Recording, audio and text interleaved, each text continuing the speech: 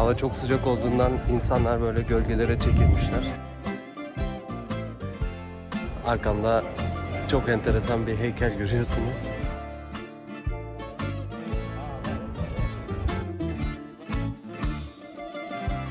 Biraz şaşkınım çünkü pizza dilimlenmeden, kesilmeden gelmiş. Tren fiyatları o kadar uçuyor ki yani 100 doların üstüne çıkmaya başlıyor. Böyle spreyle boyanmış araçlar var. Daha önce bir prezervatif makinesine denk gelmiştim. Bu sefer de ilginç bir makineye daha denk geldim. İtalya çok pahalı ya, İtalya'ya gidilmez falan diye çok söyleyen olmuştu.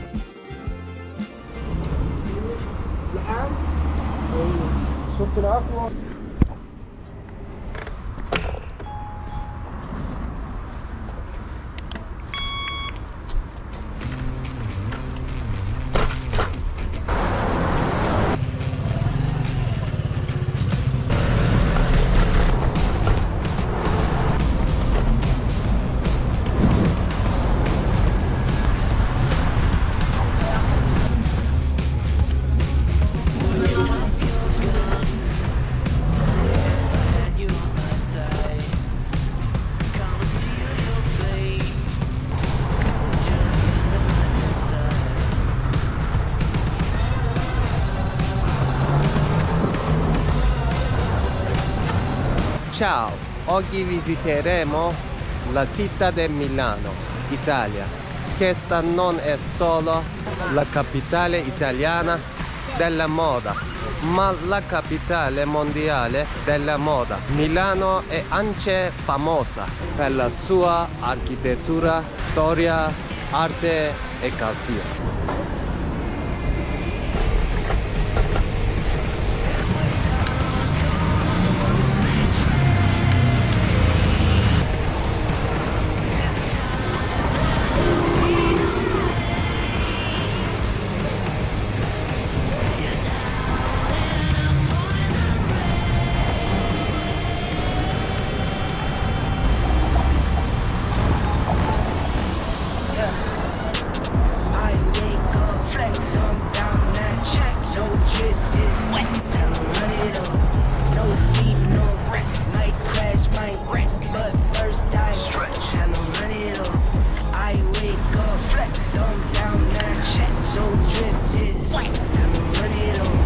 Harika bir gün oluyor. Güneşli bir gün Milan'da. Ve hayatımda ilk kez e-bike kullanıyorum. Elektronik bisiklet.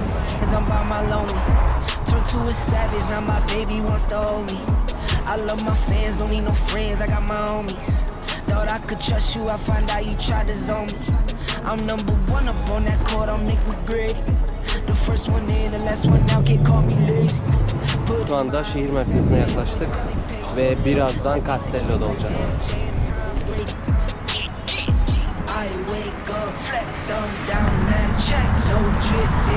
Via Sermaia yazılı karşımıza bir kilise çıktı şimdi.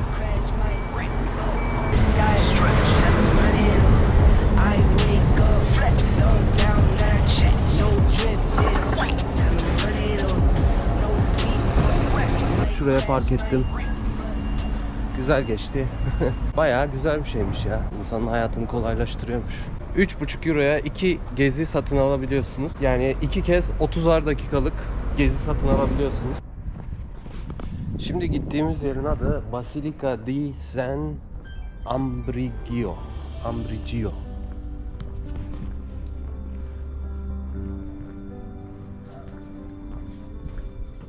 Roma İmparatorluğu döneminden kalma eski bir bazilikayı görüyorsunuz şu anda. Hristiyanlığın ilk zamanlarından izler taşıyor.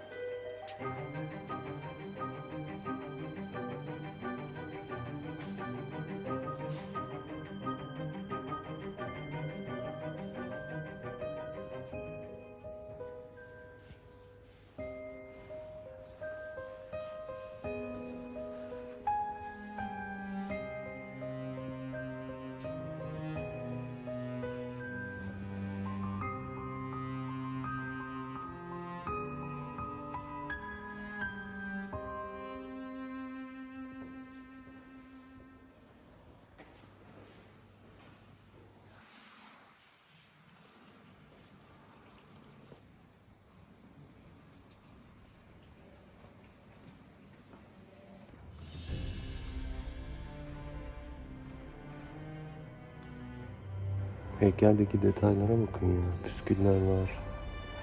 Bir sürü sembol var üstünde. Neredeyse hiç bozulmadan bugüne kadar kalmış.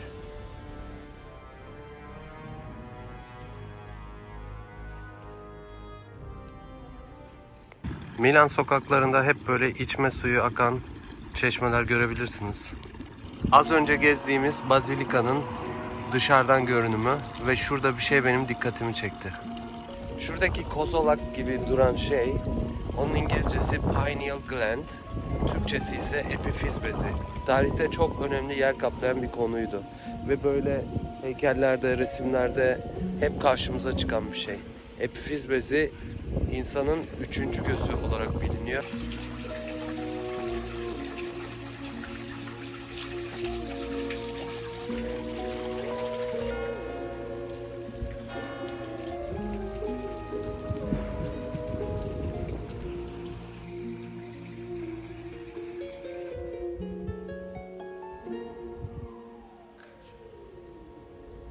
Milano sokakları bugün yine cıvıl cıvıl. Hava da güzel. Burada bir tiyatro binası var. Bu şehrin ismi, orijinal adı Milano. Ama İngilizce'de Milan deniyor. AC Milan veya Inter Milan deniyor. AC Milano veya Inter Milano denmiyor. Yani o yüzden Milan da doğru, Milano da doğru. Yani şimdi videoyu izleyip de böyle vay sen niye Milan diyorsun Milano'ya gibi sözler söyleyenler olacaktır.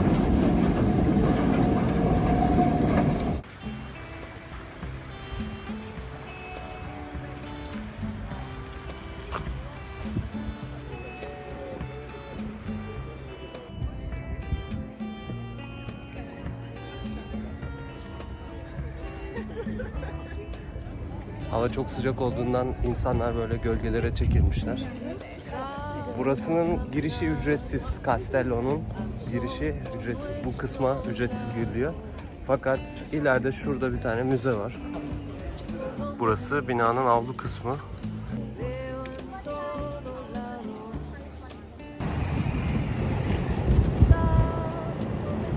Sanata bakar mısınız ya? Kapıların kenarlarında hep böyle heykeller görüyorum Milan'da yürüdükçe.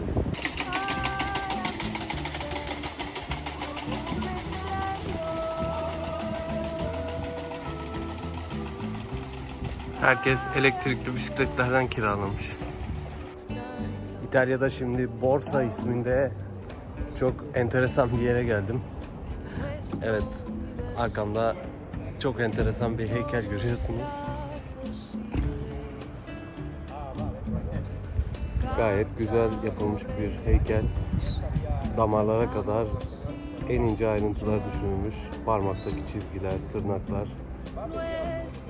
Bayağı güzel heykeller var burada.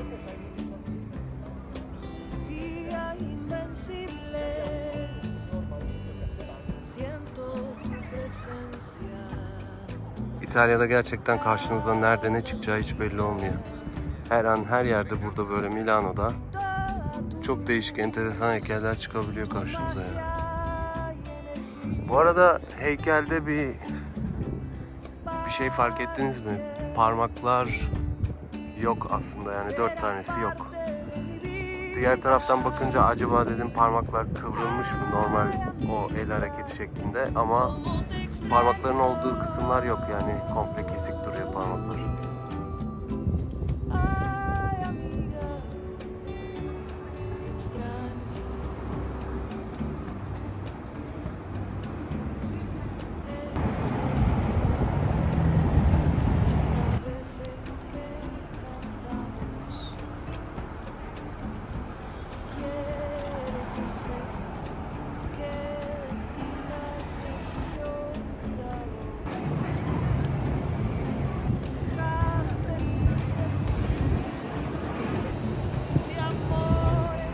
Sevgili arkadaşlar, biliyorsunuz pizza dünyanın en meşhur yiyeceğidir ve İtalyan ürünüdür. L'Antica Pizzeria de Michel. Şimdi fiyatlara bir bakalım ve ondan sonra bakalım pizzası nasılmış. Kapının girişinde bir menü var. Pizza fiyatları 12, 15, 11, 20 euro civarlarında. Benim yemek istediğim pizza şu, margarita. Çünkü dün bir İtalyan arkadaşla tanıştım ve bana en iyi pizzanın margarita olduğunu, içine çok fazla yiyecek konulan pizzanın aslında tadının o kadar güzel olmadığını, klasik İtalyan pizzalarında margaritanın en iyisi olduğunu söyledi. Şimdi margarita yiyeceğim. 9,50 euro. Ama double mozzarella olursa da 10,50'ymiş. Bakalım. Burası restoranın iç kısmı. Birazdan siparişimi vereceğim.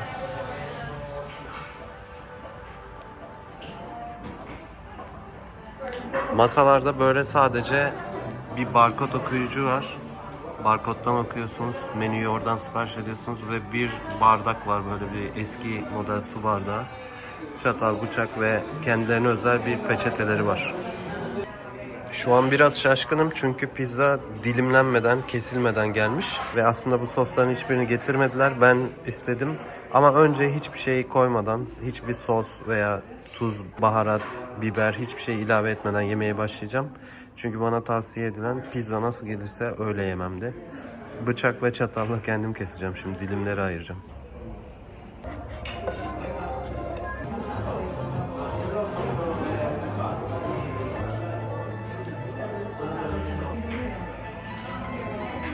Görüntü olarak çok güzel görünmeyebilir ama pizzanın tadı güzel, hamuru çok güzel. Kullandıkları peynir ve domates sos çok kaliteli. Dediğim gibi dilimlemiyorlar ama gerçekten siz kendiniz dilimledikten sonra güzel gidiyor. Hiçbir şey ilave etmedim. Evet, pizzayı bitirdim. Gayet güzeldi. Şu anda restoranda olmaya başladı. Burada masalar dip dibe. İnsanlar birbirleriyle kaynaşsın diye herhalde masaları böyle çok yan yana yapmışlar. Ve şu anda benim bulunduğum bölüm tıklım tıklım doldu. Genelde çiftler geliyorlar. Ve insanlar pizzanın yanında şarap veya bira içiyorlar. Ben yanında su içtim. Birazdan kalkarım. Ortam öyle çok şahane güzel bir yer değil. İstanbul Boğazı'ndaki o lüks restoranlar gibi bir yer beklersin. Burası gayet mütevazi bir yer, yani ünvanına göre mütevazi bir yer. Onun dışında Napoli'de çok güzel pizza yapan bir sürü yer olduğunu duydum. Restoran şu arkadaki büyük bina var ya, hani tuğladan yapılmış gibi duruyor, böyle kahverengi bir bina. Onun en altında duruyor restoran. Yani yorum yapacak olursam pizza ile ilgili, pizza güzeldi ama hayatımda yediğim en güzel pizza değildi. Ama yani teknikleri, işte pizzaya hiç bıçak değmemiş olması falan, bunlar enteresan ve güzeldi. Hayatımda yediğim en güzel pizza sanırım Amerika Birleşik Devletleri'nde Seattle'da bir yer vardı. Çalışırken orada bir süreliğine bulunmuştum ve orada bir pizza yemiştik. Çok güzeldi. Ertesi gün bir daha gitmiştik ve daha sonra yolumuzu böyle çok uzatarak çok başka bir yerden tekrar oraya yine gidip pizza yemiştik. Çünkü odun fırınında yapılıyordu. İncecikti ve yapan usta herhalde çok iyiydi. Yani tamamen malzemenin kalitesi ve ustaya kalmış bir şey. Abi şu anda geldiğim bölgede böyle spreyle üzeri boyanmış bir araç ve içinde de sırt çantaları dolu. Bu gördüğünüz yapının adı Piazza Duca d'Aosta. Şurada dikişli bir elma var. Güzel bir sanat eseri.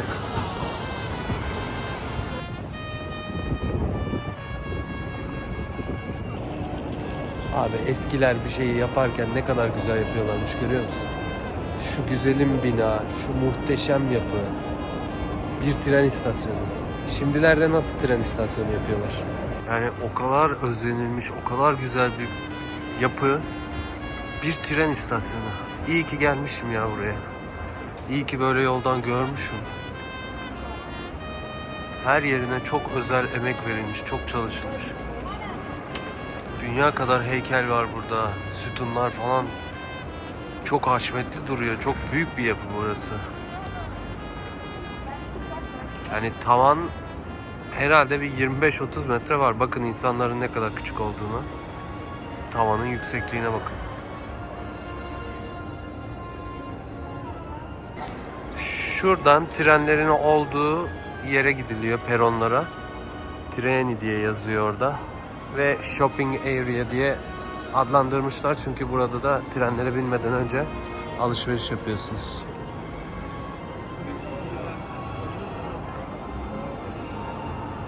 Abi içi de ayrı güzel, dışı da ayrı güzel.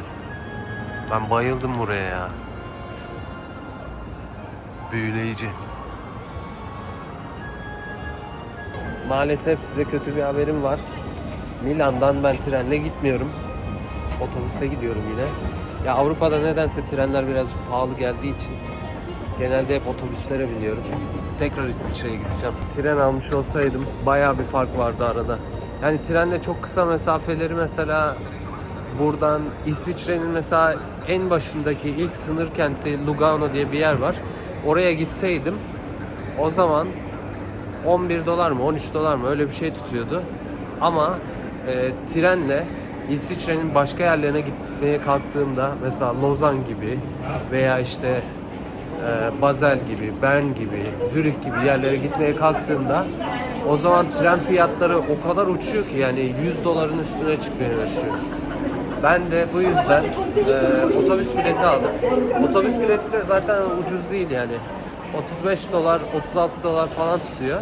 Yani otobüs tek çare, en ucuzu bu çünkü. Yapılacak bir şey yok.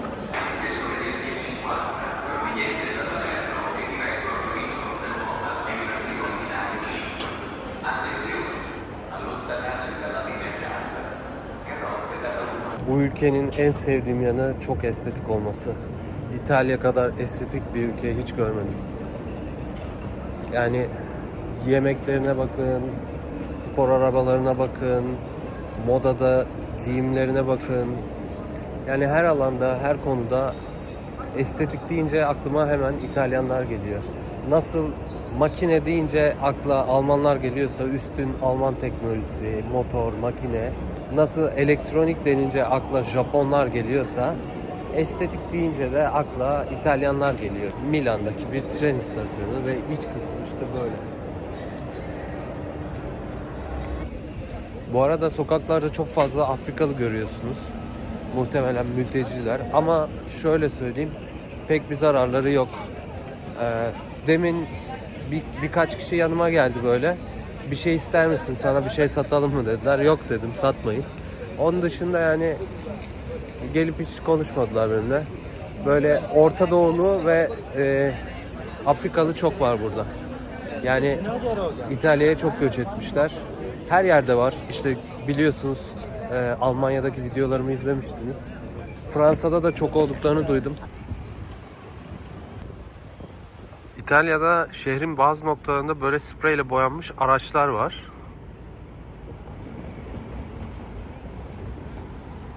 Bunların ne anlama geldiğini bilen varsa yoruma yazsın. Yani bu araçları niye böyle bırakmışlar buralara? Acaba mültecilerle alakalı bir durum mu? Yani içinde onlara yardım malzemeleri falan mı var? Onu çözemedim. Böyle göçmenlerin çok yoğun olduğu yerde var bu spreyle boyanmış minibüsler. Hepsi de aynı tip minibüs. Diğer araçlara hiçbir şey yapmıyorlar bak. Sadece bu tip minibüsleri spreyle böyle boyamışlar hep. Sebebini çözemedim. Hostaya doğru gidiyorum, bakın karşıda ne var. Evet, burası İstanbul kebap, pizza yeri. Bu arada bir şey daha gözlemledim. Geçtiğim restoranlarda falan hep bakıyorum. İtalyanlar yemek yerken yanında şarap değil, genelde Campari içiyorlar veya Aperol içiyorlar. Yani hep kendi içeceklerini içiyorlar. Evet, yine bir beyaz minibüs çıktı karşıma. Ve yine her tarafına yazılar yazmışlar. Spreyle boyanmış. Oğlum ne istiyorsunuz bu beyaz minibüslerden? Bunların özelliği ne ya? İtalya'da kahve alacağım dediğiniz zaman size hangi kahve diye sormuyorlar. Size espresso veriyorlar. İtalya beni şaşırtmaya devam ediyor. Yolda yürürken daha önce bir prezervatif makinesine denk gelmiştim. Bu sefer de ilginç bir makineye daha denk geldim. Bu ne ya dedim. Bir baktım ki sigara makinesi abi. Tabacci. Buradan sigarayı seçiyorsun. Türkiye'ye kesin yapılması gereken bir makine bu. Türkiye'de çünkü çok fazla sigara tiryakisi var. Buradan İtalyanlar kendi sigaralarını seçip alabiliyorlar. Anladığım kadarıyla 6 euroymuş fiyatı. 6 euro. Herhalde fix bir fiyatı var. Ya da seçiyorsun ondan sonra. Ha, bu 6 euro mesela Marlboro fiyatı. Lucky Strike mesela 5 euro.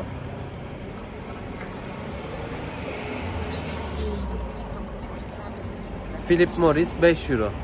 Yani genelde 5 ve 6 euroya satılıyormuş sigaralar. Tiryakiler için buradan bir bilgi olarak paylaşalım.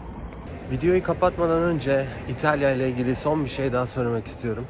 İtalya çok pahalı, çok pahalı diyorlardı. Yani bana çok söyleyen olmuştu bunu. İtalya çok pahalı ya, İtalya'ya gidilmez falan diye çok söyleyen olmuştu. Valla ben geldim, gördüm. Buradaki diğer Avrupa ülkelerine de gittim. İşte doğusundaki Avrupa'nın pek çok ülkeye gittim. Mesela bir Almanya kadar pahalı değil. Almanya benim buradaki gördüğüm en ucuz ülkelerden bir tanesi. Avusturya'ya oranla ucuz, İsviçre'ye oranla ucuz. Daha gitmedim ama Fransa'ya oranla ucuz, Hollanda'ya oranla ucuz. Ama İtalya Almanya'dan daha ucuz. Hani o yüzden İtalya pahalı diyen olursa inanmayın. İtalya Avrupa'nın en ucuz ülkelerinden birisi. Bugün gittiğim o yemek yediğim yerde margarita pizza yemiştim. Ve yanında da bir büyük şişe su içtim. 14,5 euro. Tıka basa doyacak kadar büyük bir pizza geliyor önünüze. Ödediğiniz hesap 14,5 euro suyla beraber.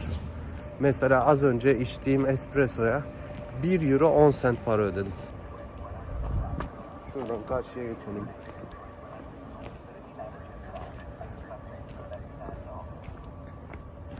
Oo, güzel bir resim çıktı karşıma şurada.